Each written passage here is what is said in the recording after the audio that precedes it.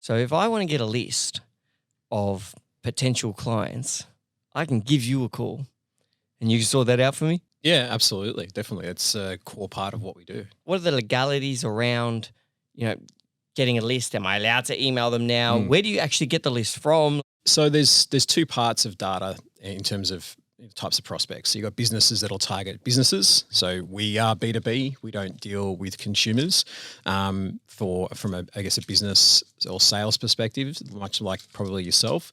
Then you've got, like your energy companies, solar companies, property investment companies who do deal directly with consumers. And so the laws are somewhat similar, but a little bit different for B2B and B2C. And the information that you can obtain is a little bit different as well. So data is effectively aggregated from hundreds of different sources, particularly in the B2C space. It can be things like online surveys, competitions, market research, things like that.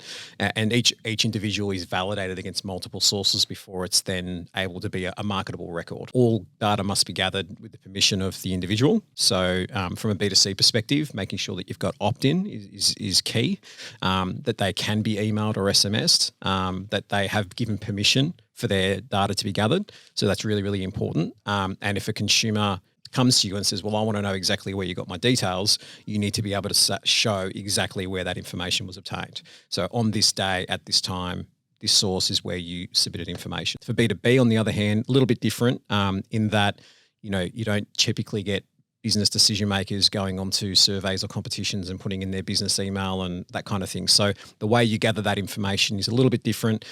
Some publicly available information, but typically phone-based calling, washing and updating information in that way as well. So, for example, if I was like, hey, I want a list of 1,000 business owners in Melbourne. Yeah.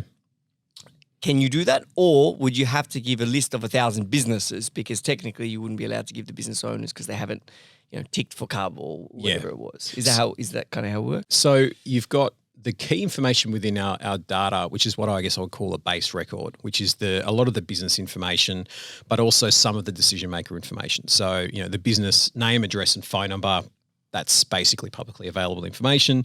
You've got things like industry, classifications, revenue, employee size, and then decision maker name and job title, which again is not private or I guess confidential information in that regard. And you had a team ready to call up the company and say, hey, can I speak to Daniel Hakim? Yeah, exactly right. That's fine. That information, the only part where you need to be mindful of, consent or opt-in is the email address. So we do have emails and the opt-in is a little bit different. With a consumer, you can get that direct opt-in through, those surveys and competitions. With a business, you have what's called inferred consent.